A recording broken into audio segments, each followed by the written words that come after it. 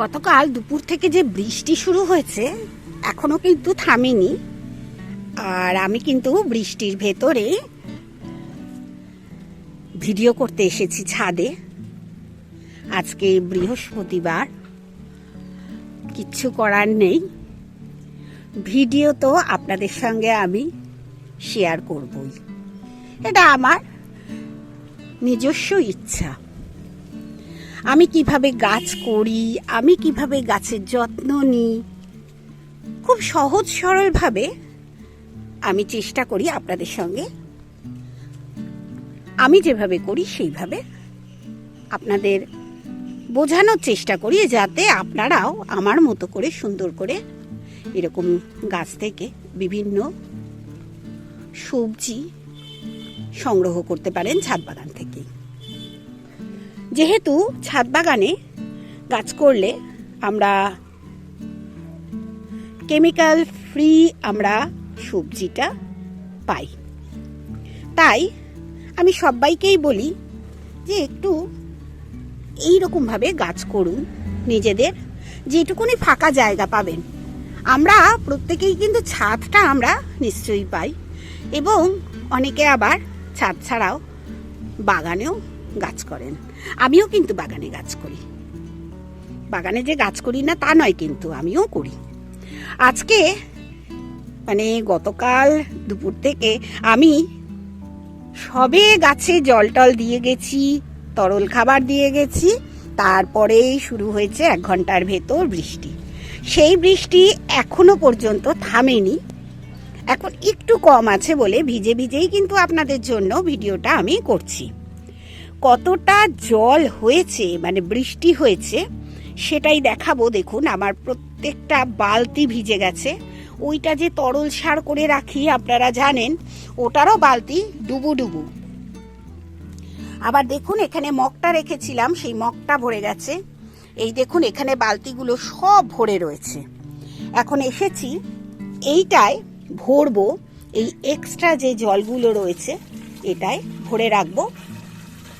এতে কি হবে, যখন আমার গাছে জল দরকার পড়বে, কত জল দাঁড়িয়ে গেছে, জল দরকার পড়বে, তখন আমি এই জলটাকেই ব্যবহার করব। এটা বৃষ্টির জল, আর এইটা যদি আমি একটুখানি ফাঁকা করে রাখতে পারি, এখন যে বৃষ্টিটা হচ্ছে সেই বৃষ্টিটা এখানে আবার জলটা জমে যাবে। এই জলটা কিন্তু খুব গাছের জন্য উপকারী, ওই জন্যই আমি এরকম বালতি বালতি সব বসিয়ে রেখে দিয়েছিলাম। আর এত জল প্রত্যেকটা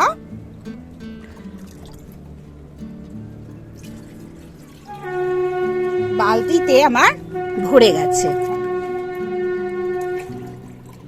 এই দেখুন, এটাও ভরে গেল, তবুও কিন্তু আমার এগুলো কিছুই ভরলো না। যাকগে, কিছু করার নেই। কিন্তু এইটা থেকে আমি একটুখানি, এখানে খাবার মেশানো জল ছিল, সেই জলটাও দেখছি ভরে একদম টই টুম্বুর হয়ে গেছে, আর ধরবে না।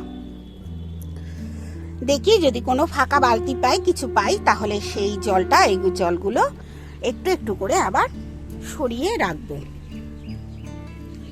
আজকে এসেছি আজকের যে সবজিটা তুলবো রান্নাঘরের জন্য, সেই সবজিগুলো তোলার জন্য। ওই যে ওখানে ঝিঙেটা শুয়ে আছে, ওটাকেও তুলবো। প্রচুর দেখুন, এখন কিন্তু সবজি এখান থেকে দেখা যাচ্ছে। শুধু এখানে নয়, এটা তো আমার দ্বিতীয় তৃতীয় গাছ যে ঝিঙের, সেগুলো। আর চিচিঙ্গে তো আমি একবারই বসিয়েছি, অনেকগুলো চিচিঙ্গে এবার কিন্তু ধরছে। এই যে দেখুন, এখানে ওই যে ওইটা, এরকম আরও আছে, চিচিঙ্গে ধরছে। আমি বারবার বলেছিলাম বৃষ্টি শুরু হলেই কিন্তু গাছে সবজি হবে, সেইটাই একমাত্র মানে ঠিক হলো। ওই দেখুন দূরে কিরকম লাউটা ঝুলছে। চলুন আরও একটা ঝিঙে গাছ আপনাদের শেয়ার করি, কত ঝিঙে আমার সেই গাছেও আছে। এমনভাবে বালতিগুলো আমি রেখে গেছি যে আমার যাতায়াতে কিন্তু অসুবিধা হচ্ছে। আর এই যে এইখানে আছে ঝিঙে, একটু এই সিঁড়ি দিয়ে উঠে দেখাই, নইলে আমি ভিজে যাচ্ছি। বেশ ভালোই বৃষ্টি পড়ছে এখন আবার। এই যে দেখুন ঝিঙে, এই দেখুন ওইখানে, এই আবার এই, আবার এই, কত ঝিঙে হতে পারে। ওই দেখুন দূরে ঝুলছে। এই রকম ভাবে ঝিঙে হয় ছাদ বাগানে। অনেকে বলছেন ঝিঙে ধরছে না। ভাই একটুখানি না, একটু ধৈর্য ধরুন। এই যে বৃষ্টি হচ্ছে, আপনারও ঝিঙে হবে, কেন হবে না? আর বীজটা যদি আপনারা সঠিক ভালো পান, অবশ্যই হবে। বীজ কালেক্টটা আপনাদের একটু বুঝে শুনে করতে হবে। আমি কিন্তু এক জায়গা দিয়ে বীজ কিনি না, বিভিন্ন জায়গা দিয়ে, অন্তত 3-4 জায়গা দিয়ে আমি বীজ কিনি। দেখুন এবার ঝিঙে গাছের কাছে এসছি, এখানেও দেখুন ঝিঙে ঝুলছে। এই যে এইরকম ঝিঙে যদি আপনার গাছে হয়, আর কি চাই বলুন তো? বাজার করার দরকারই পড়ে না, ছাদই যখন আছে, ছাদ থেকেই তোলা যায়। তবে একটা জিনিস আমি দেখছি, একটু বরবটি গাছগুলো একটু পুরনো যখনই হয়ে যাচ্ছে, তখন কিন্তু আর বরবটি 1-2 হচ্ছে। তাই নতুন নতুন গাছ বসাই। দেখুন কোথায় ঝিঙে, আমি কিন্তু আপনাদের দেখাতে দেখাতে এসে কিন্তু দেখছি। এই দেখুন, কে দেখতে পেত এটা? এই দেখুন কত বড় হয়েছে, শুধু দেখাই কত বড় হয়েছে। এই দেখুন কত লম্বা হয়েছে, সত্যি মানে আমার নিজেরও খুব মজা লাগে। এই দেখুন কত লম্বা, আমার মানে ফোনে ধরছে না আর কি। আর এখন একটু ঝিঙে তুলবো, একটু উচ্ছে তুলবো, বরবটি তুলবো, কুঁদরি তুলবো। সবটা আপনাদের সঙ্গে আমি শেয়ার করব না, তুলে নিয়ে একেবারে শেয়ার করব যে কি কি তুললাম। একটু লঙ্কা তুলবো, কারণ লঙ্কা আমার আজকে আমার রান্নাঘরে লাগবে। সেই যেটুকুনি লাগবে সেটুকুনি আমি তুলে নেব। এই এখান থেকেই তুলবো। দেখুন এখানে প্রচুর লঙ্কা হয়েছে। এই যে দেখুন, এই লঙ্কাগুলো থেকে কিছু লঙ্কা তুলব। বেগুন তুলব কিছু। বেগুন কিন্তু আমার ছাদ বাগানে খুব হয়, সব সময় হয়। সে শীত, গ্রীষ্ম, বর্ষা, বেগুনের ওপর ভরসা। আমার কিন্তু বেগুন হয়, কোনো সবজি না হোক, বেগুন কিন্তু শীত, গ্রীষ্ম, বর্ষায় হবেই হবে। এই দেখুন জল পেয়ে বরবটিগুলো কত বড় হয়ে গেছে। এই যে ভয় করে মাঝে মাঝে যে এত পিঁপড়ে হয় বরবটি গাছে, সেটার জন্য মানে হয়তো হাতটা ঢোকালাম কামড়ে দিল, দেয়ও মাঝে মাঝে। যে আমি পিঁপড়ের কামড় খাই না তা নয়, কিন্তু পিঁপড়ের কামড়ও খাই। আমি যে ভিডিওটা করছি সম্পূর্ণই বোধহয় ভিজে যাচ্ছে। এই যে দেখুন আমার গায়ে কিন্তু জল পড়ছে, বৃষ্টি হচ্ছে, বৃষ্টির ভেতরেই ভিডিওটা করছি। আমার খুব ভালো লাগে, গাছের কাছে আসা মানে বিরাট ব্যাপার। আমার শশা গাছগুলো দেখুন, সেই সিড টু প্ল্যান্টের শশার দানা থেকে যে শশা গাছটা আমি করেছিলাম 2 বেডে, সেইটাই বৃষ্টির জল পেয়ে একদম ফুলে পেঁপে উঠেছে আর কি। এবার কিন্তু শশা আসবে। আর ওই যে ওইটা দেখছেন, ওটা চাল কুমড়ো গাছটা। এই যে চাল কুমড়ো গাছটা ঝুলছে, বৃষ্টিটা কমে গেলে এগুলোকে সব বাঁধবো। দেখুন কত বড় হয়ে গেছে। আর এটা হচ্ছে সিড টু প্ল্যান্টের লং বিনস। এর কিন্তু এখনো ফুল আসেনি, আসলে আপনাদের দেখাবো লং বিনস বলে কোন কিরকম সিডটা বিক্রি করছে। আমার মনে হয় বরবটি হবে আর কি, একটু লম্বা লম্বা বরবটি হবে। আর এই যে এরা হচ্ছে আমার প্রাণ। দেখুন তো কি সুন্দর ফুটেছে। আমি মাঝে মাঝেই কিন্তু দেখাই যে আমার খুব বড় বড় বেলফুল আছে, বেলফুল হয়। এই যে সেটা, এই সেদিন শেষ হয়ে গেছিল মাত্র বোধহয় 1 সপ্তাহ। আর খাবার দিই কিন্তু তরল সার, তাতেই দেখুন কি সুন্দর গাছটা হয়েছে। এবার একটা মজার জিনিস দেখাবো।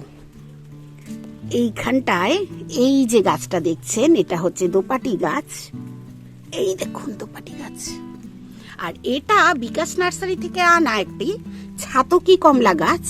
এই ছাতকি কমলা গাছটা একদম শুকিয়ে গেছিল, তাকে আবার বাঁচিয়েছি, যদিও এখানে দেখছি একটু ফাঙ্গাস হয়েছে, আজকে আবার দিতে হবে। আমি স্প্রিন্ট ব্যবহার করে করে এটাকে ঠিক করলাম। এই দেখুন, এবার আমি কিছুটা ঝিঙে তুলে নিই আর আপনাদের সঙ্গে শেয়ার করব কি কি তুললাম। সবজিগুলো তুললাম, কি কি সবজি তুলেছি দেখাবো। একটু বর্ষার দিন তো একটু চাটনি খাবো, তাই একটু কামরাঙা তুললাম।